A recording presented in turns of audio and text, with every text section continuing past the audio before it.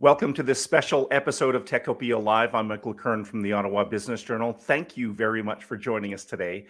Techopia Live is a regular podcast from OBJ that explores the Ottawa's technology sector, both flagship companies and next generation startups. This episode is very much focused on Ottawa's technology ecosystem.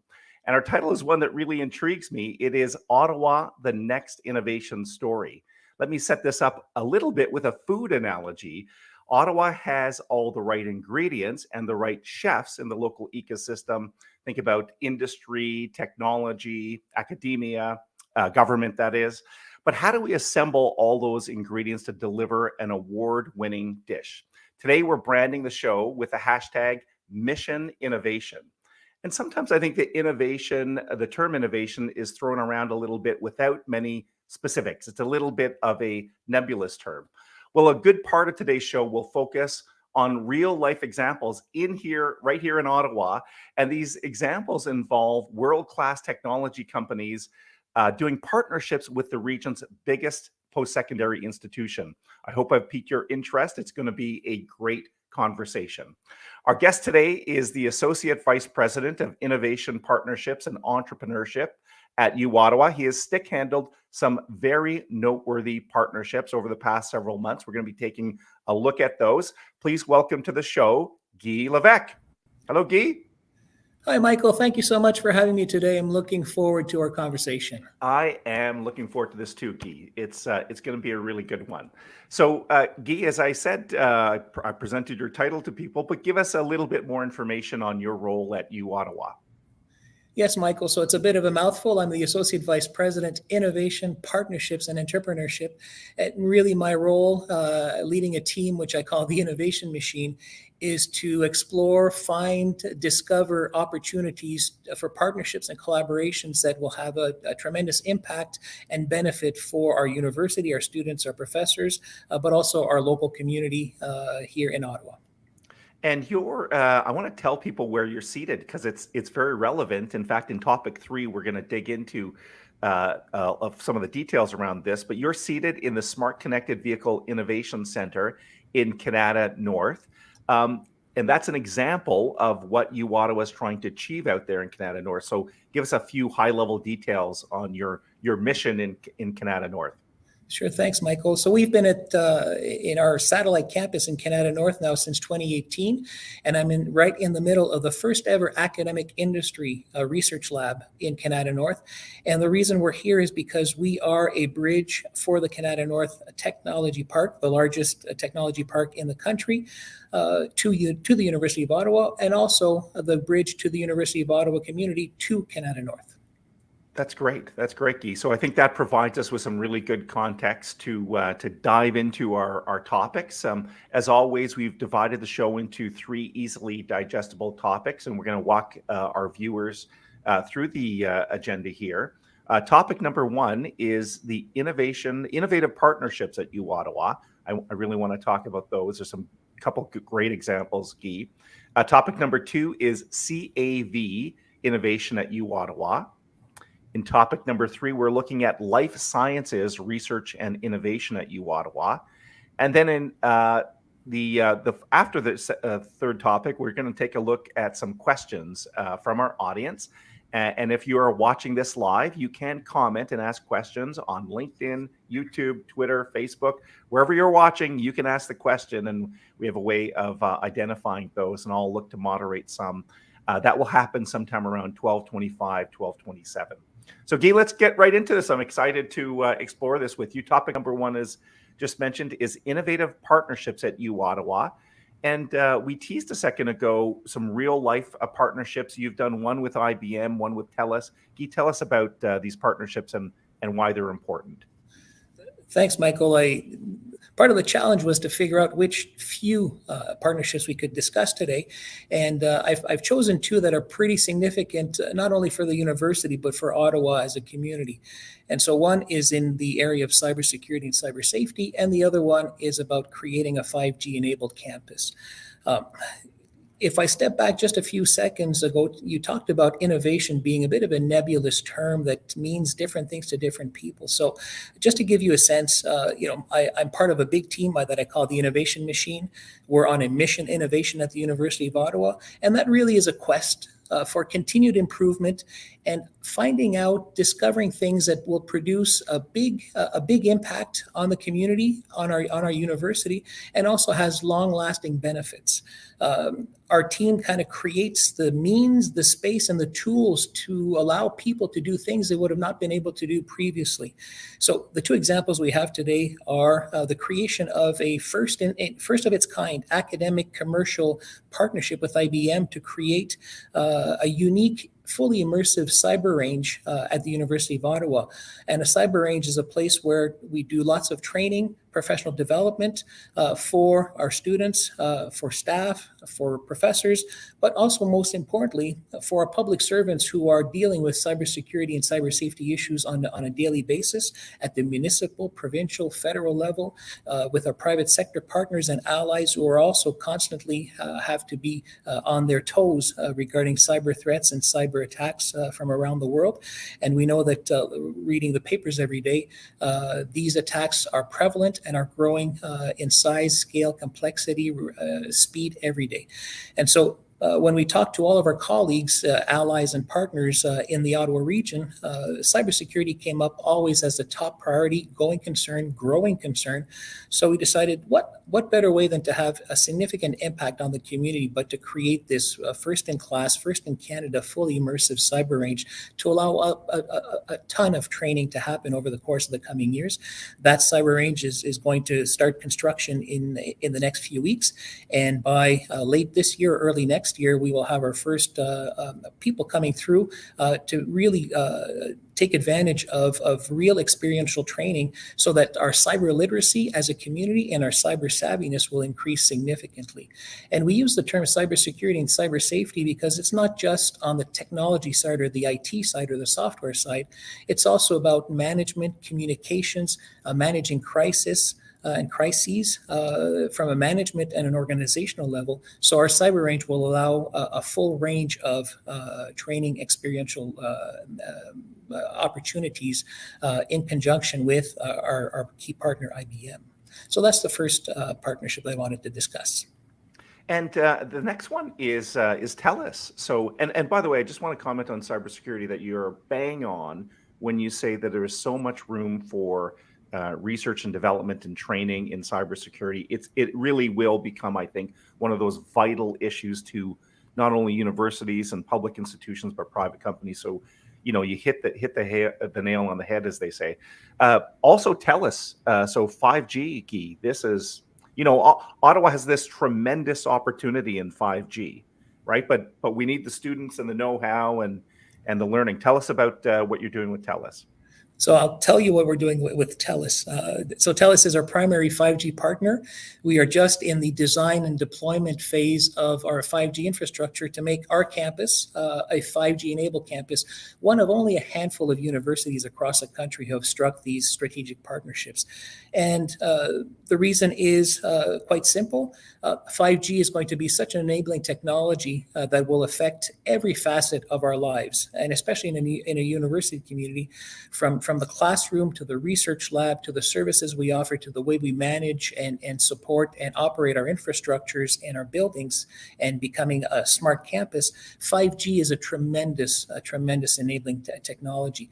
And so we've just embarked on this journey with Telus to become that campus. The neat thing is that Telus is also the anchor partner of the Canada North Technology Park. And so there's a beautiful triangulation here between the University of Ottawa, the Canada North Technology Park, and Telus as three legs of a stool so that we can make significant advancements in 5G and deploying 5G applications that will revolutionize everything from personalized wellness and healthcare to smart building operations to things like autonomous vehicles, which we'll talk about in a few seconds.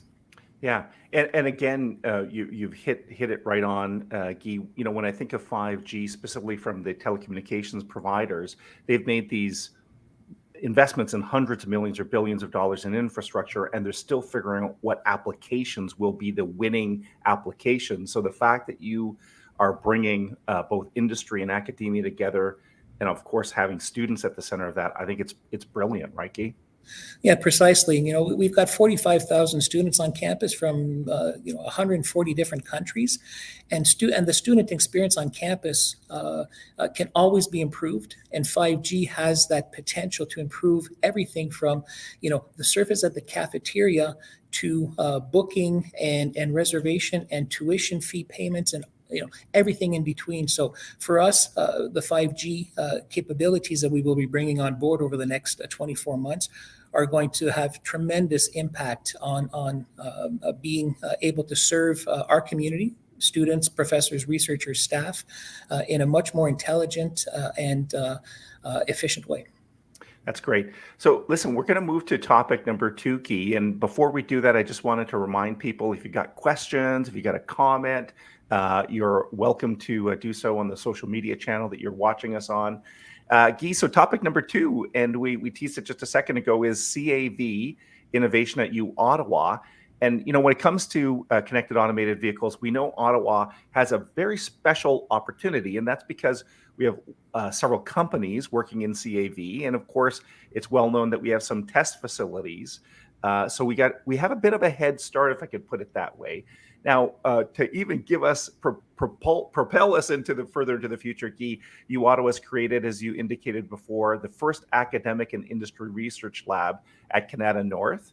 You're sitting in it, so tell us more.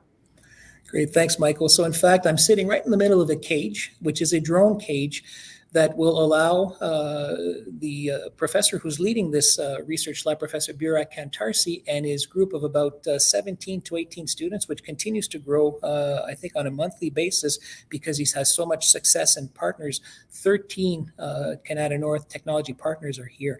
And the reason we chose to put the first academic industry research lab, and the reason why we chose the Smart Connected Vehicles Innovation Center, is because it's really a center of convergence. We talked about 5G, we talked about wireless networks, we talked about the Internet of Things, we talked about cybersecurity, autonomous vehicles, connected vehicles, and the fact that there's such a large number of interested and engaged companies in the Canada Technology Park, but also Area XO led out of Invest Ottawa. So there's a tremendous ecosystem in Ottawa for connected and autonomous vehicles. And so we very purposely chose this particular lab to be the feature first showcase lab in Canada North. And it, as you can see, has windows behind me, which allow people who come to our Canada North satellite campus to see what's going on a daily basis. And I tell you, this is a beehive of innovation. You might see the word over my left shoulder on the mural outside the lab.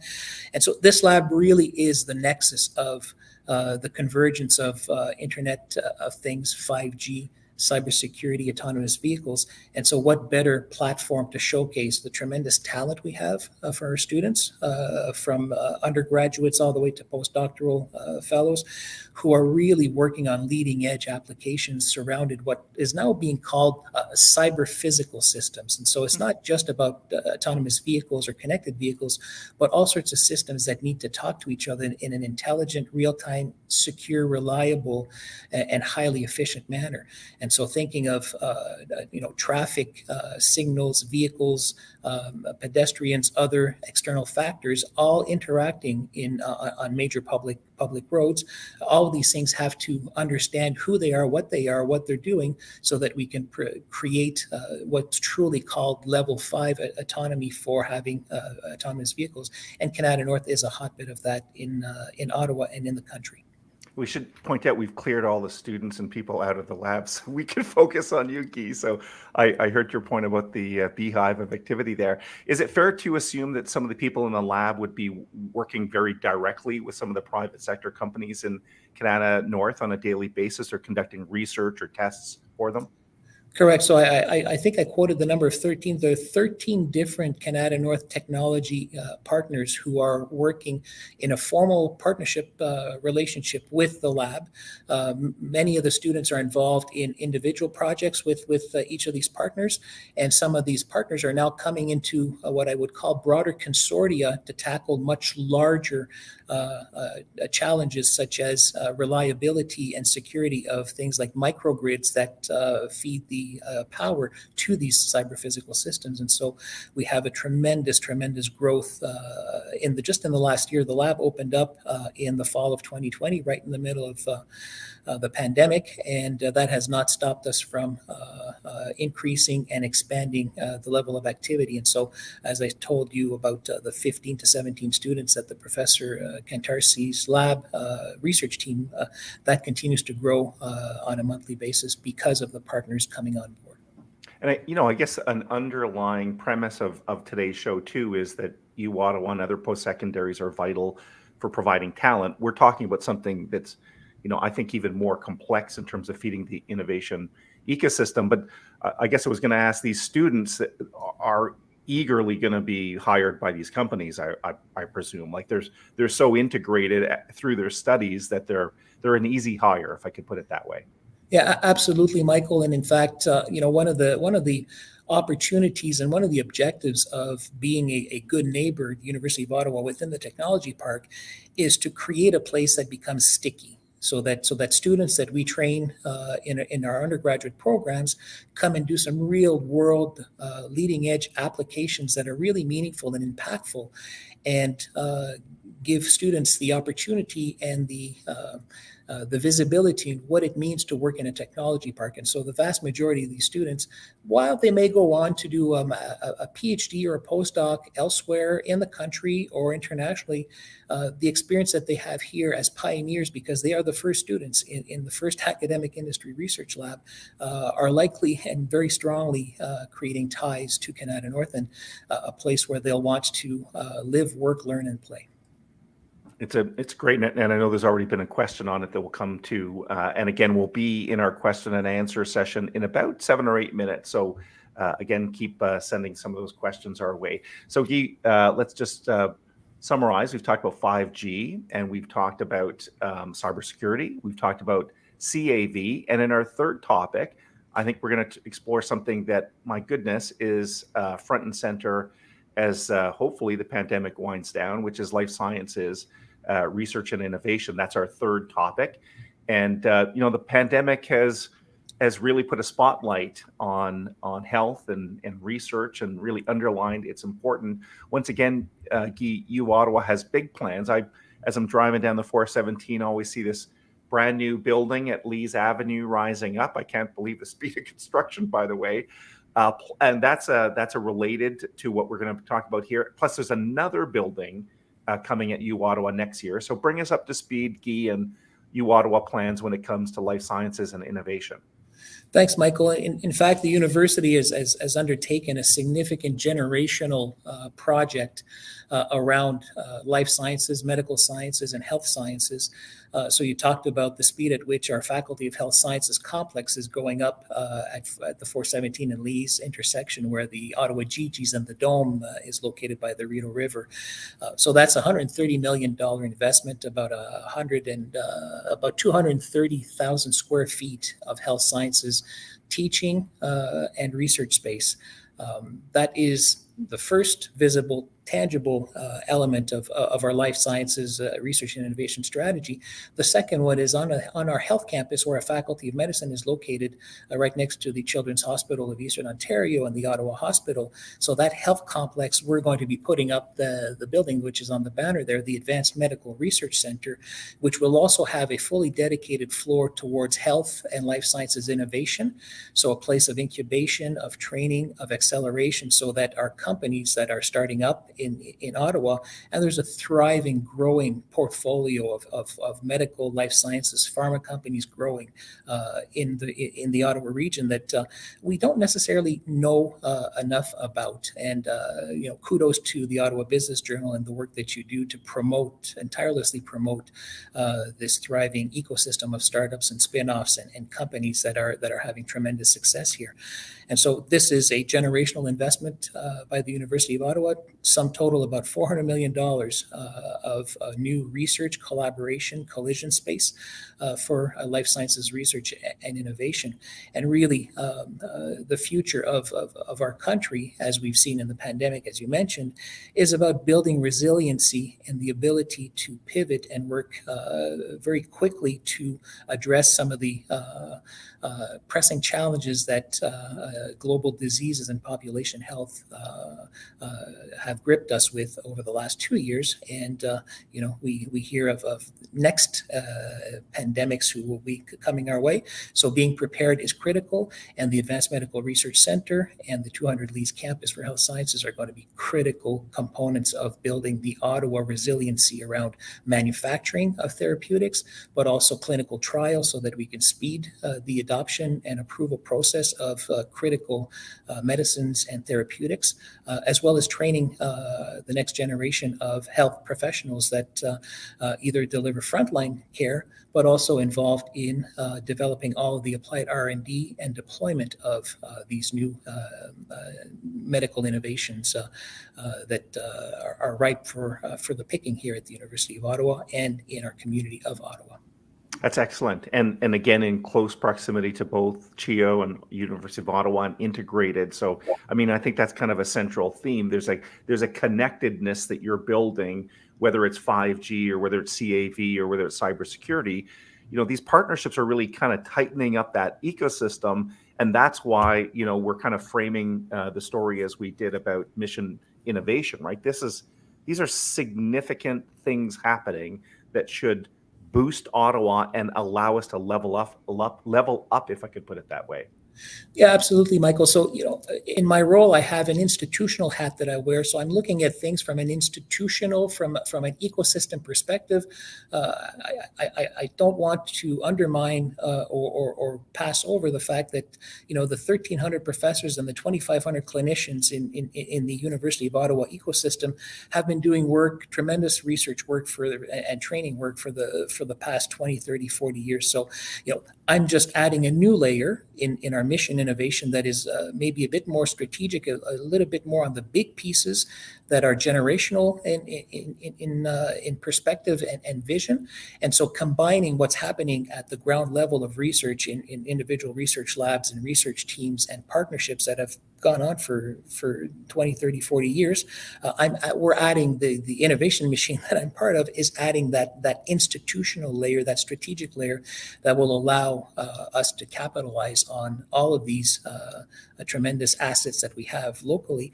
And if we can continue to build and integrate and connect our local ecosystem with all of the all-stars that we have and really create an innovation all-star team for the city of Ottawa, we really have something here, which is why I called it, the next innovation success story.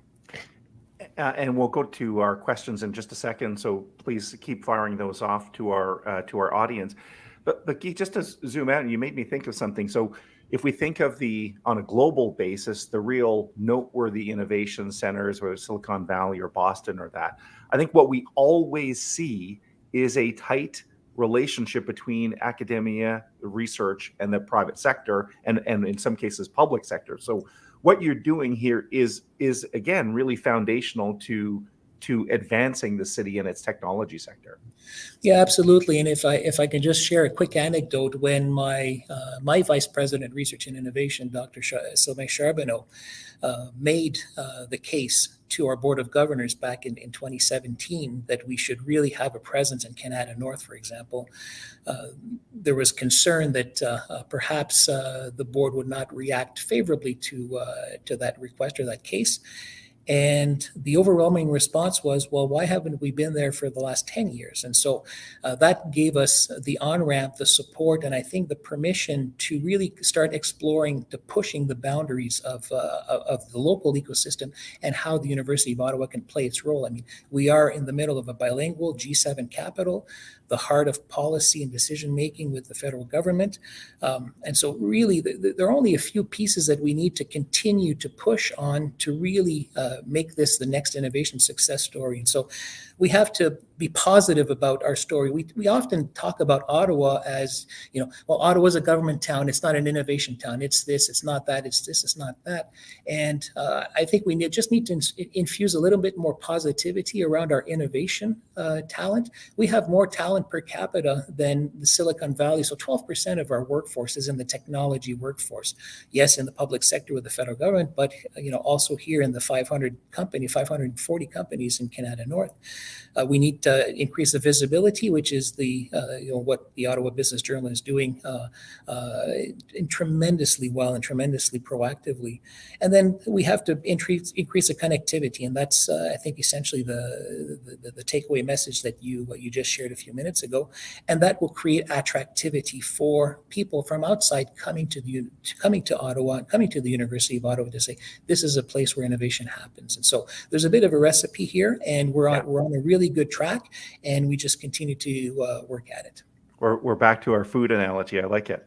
So, Guy, we're going to go to some questions and comments, and I'll start off by just giving kind of a shout out. I'll bring some people on screen, at least their comments, not the actual people. So I just wanted to give a shout out to Suzanne Grant, who's saying hello from the Capital Angel Network, another important player, right, to get that seed investment into some of these startups. So hello, Suzanne. Great to have Capital Angel Network with us. Also, a friendly face at OBJ, David Perry, and I'll get to his question here. David, I don't want to age you, but you got your 40 under 40 many, many years ago. We're celebrating the 25th anniversary tomorrow, by the way. But David's saying, and David, I should point out, by the way, is an international recruiter. So he's devoted his career to recruiting executives for companies quite literally around the world.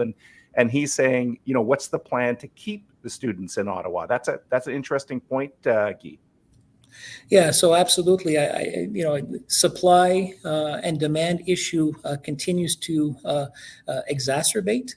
With a pandemic has created really global competition. And so we're all kind of jockeying about how do we attract and I used the word sticky earlier in the broadcast. How do we keep students here once they've had their experience? And part of what we're trying to do is give them such tremendous work experiences through co-ops, through experiential learning, through being right in the middle of the technology park, that they love it so much that they can see themselves here settling down, putting their roots down, and being a contributor and being part of this fantastic, magical ecosystem. So part of that is making sure that our programming is relevant. It is flexible, adaptable. So things like having new programs at the master's level or the PhD level that are interdisciplinary, that are modular, that allow students to really do a pick and choose from a menu so that they can customize their own programs are things that are happening at the Faculty of Engineering, at our Telfer School of Management, in a number of our faculties. As you know, we have 10 faculties, and they're all contributors to innovation. I mean, we typically tend to see innovation through a technology lens, but for us, innovation and social innovation is just as critical. The point is on entrepreneurship, our students who are having a taste of entrepreneurship are often not interested in creating a big company and generating tremendous revenues. They're interested in a social cause and having an impact and reaping long-term benefits for a particular cause in which they believe so strongly.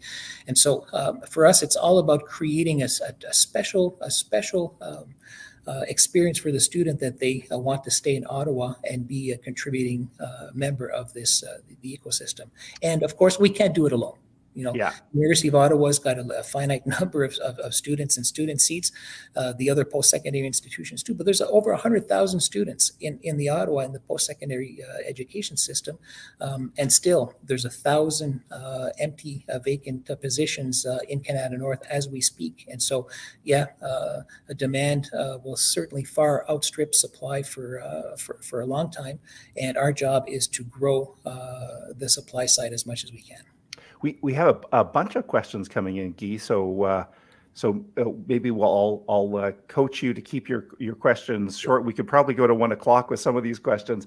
Before we go to the next question, and David, I think there's a little bit of a typo there, but I get your point.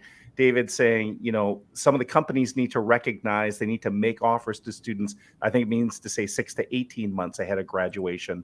So his point being, don't wait till the grads are there. In some cases, it's too late. Mm-hmm. We have a question on Facebook about grants for coming students into the tech ecosystem. I don't know if you can tackle that one or if you have any information readable. So if someone's interested, I guess, in doing these type of things, Lee are there any grants available? Yeah, certainly at a number of levels. And one of the major national organizations is called MyTax. And MyTax specializes and is an internship delivery organization focused heavily on the private sector, but also on municipalities, hospitals, other not-for-profit organizations. So there are a number. And the best way to understand or to know what those grants are is to get in touch with local incubators, our entrepreneurship hub, LSpark here in Canada North, who have very deep intelligence on how to access pots of money for students who are looking for technology experiences. It's a great point. MyTax, MITACS, I believe. MyTax. You can Google it and look it up. We have Thomas is just giving us a shout out. Thank you for your time, Guy. So he likes what you're doing. Bilal Riaz is asking about interesting agricultural livestock. Sometimes I think we forget that Ottawa still has a massive. I talk to bankers sometimes, and they say people do not appreciate the size and scope of these farms that surround Ottawa. Like there is still a vibrant agricultural. Any quick comment on that, Guy? Yeah, first, I want to send out support and solidarity to all the farming communities just south of Ottawa that were so heavily hit by the tremendous storm just over a week ago, who lost either significant livestock and assets and buildings through the windstorms. But in terms of agriculture and livestock, precision agriculture is really becoming a significant pillar of connected and autonomous vehicles. So in fact, there's a strong program around precision and precision agriculture here in Ottawa, led through Area XO and with some of our post-secondary institutions. And in terms of livestock, of course, the University of Guelph used to have their campus out in Alfred, which has been taken over by some of the local post-secondary institutes here that allow some programming. So at the Algonquin College, I think, is one potential opportunity there. Okay. And Thomas, that gave us a shout out earlier. Here we go. He's asking if there'll be any new degrees or diploma programs for these. I like what he's saying here. Students of the future. Yeah, fantastic. Yeah, we used to call it future proofing, right? Our students, but students of the future, absolutely. So it really is an iterative process where we're pushing the boundaries of the convergence of these technologies and these research areas and disciplines that lay the groundwork for creating brand new interdisciplinary programs. I talked about interdisciplinary master's and PhD programs. So for example, one of the students working right here in the lab is a PhD of the digital transformation doctorate program, which is a combined effort between the Telfer School of Management and the Faculty of Engineering. And that program allows us, it didn't exist a few years ago, and it exists because of the convergence of what's happening around research. So in fact, they do go hand in glove. That's really neat. I'm just going to give a quick shout out to Andrea. Let me bring that up. So she was maybe an example of 5G. She was watching the show on Via Rail. She had to get off the train, but she's going to catch the rest on the replay. So the show is available in replay. In fact, as soon as we stop being live, it's almost instantly available. So you can check that out on OBJ's YouTube channel or maybe it's LinkedIn. We get a couple other questions. Let me see if I can bring them up. Here's one more of a comment from Emily Rodriguez. Great initiatives and great job leading the mission innovation. So she seems quite excited by what we're talking about. Richard Hayter, another familiar face at OBJ, mentioned the speed of construction at the new facility at U Ottawa. Guy talked about this building would make the life sciences research. Yeah, okay, so the building's going up quickly for sure. Go discussion, great data, IoT. Yeah, maybe, okay. And Veronica, I got to give a shout out to Veronica because she was instrumental in putting together the show. So thanks, Veronica. We appreciate what you did to make all of this happen. So Guy, we've come to the bottom of the hour. So maybe what we could do is we'll bring up some key takeaways from today, and you can give people kind of some concluding comments, Guy. So we'll bring those up on screen, and over to you, Guy, for some takeaways. Sure. So key takeaways is looking for opportunities that create significant, long-lasting impact is what drives us. We play an important role as an actor in enabling innovation. We are part of an ecosystem. I think the more Ottawa thinks of itself as an innovation powerhouse and an innovation success story, from Canada to Orleans to Greeley and Manotick in the south, we will be better served by having an integrated ecosystem approach. We invest heavily in talent, in the training of our talent. We want them to be, as we heard, future ready. And we invest, of course, in research and infrastructure. And we want to do that more and more in partnership with leading companies, which is why we're here in Canada North. And we have the right ingredients in the local ecosystem. The question is it's time for chefs to cook and to find the secret sauce. And so let's shout out and let's have a campaign of high visibility and of high connectivity around innovation. And let's have our actors and our all-stars all over the city come together and work together and really develop an integrated approach around innovation, because Ottawa, yes, is a government town, but Ottawa is also an innovation town. That's great, Guy. Some great takeaways. And before we bid you adieu, we should point out you're the point person when it comes to innovation and partnership. So we're going to bring your contact information here on screen. So if you're watching the show, here's how to get in touch with Guy. I'm sure you'd love to hear from people. Email is probably a good option, Guy. Absolutely. Email, Twitter. I'm a prolific Twitter. And so Okay. I'm available and reachable 24/7 for those of you who know me. And you sent out a shout out to Veronica Farmer, who's a key pillar of my innovation machine, is the Director of Innovation and Partnerships here at the Satellite Campus at the University of Ottawa, right here at 535 Leggett, Suite 200. So her and I play a tremendous role of being ambassadors for the university here in the heart of the technology park. So now we know where to find you as well, physically. You don't only exist in this virtual world. Exactly.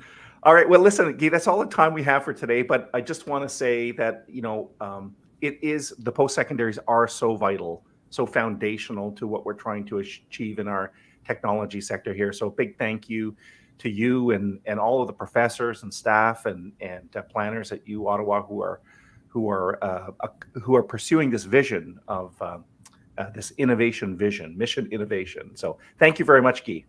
Thank you, Michael, and thank you for being a tireless champion and cheerleader for innovation and for Ottawa. Really appreciate the time we spent together. It's our honor. We'll see you soon, Guy. Take care. Thanks. So as we sign off, I want to give you some reminders of how you can stay connected to OBJ. The best way is to visit the website, obj.ca. We have a daily posted news, original content, much of it from the technology sector, of course. You can actually filter all that technology content by hitting the Techopia tab on the website. I also recommend, if you never want to miss a story, what you do is you subscribe to OBJ Today. And that's an email newsletter, Monday to Friday. Thousands and thousands of local business leaders subscribe to it. Again, you can go to the website, look for the subscribe button and do that. Of course, you can follow us on social media. Guy said he's an avid Twitter. We're sharing all of our headlines on Twitter. LinkedIn in particular is a great channel for us recently, just about to hit the 25,000 follower mark. And if you're on YouTube, do us a favor, hit the red subscribe button and then click the little bell icon so that you get notified when we post new videos. So thank you very much for joining us today. A big thank you to Guy Levesque and everything the U Ottawa is doing in Canada North. Hope to see you real soon. Stay safe, stay well. Bye-bye.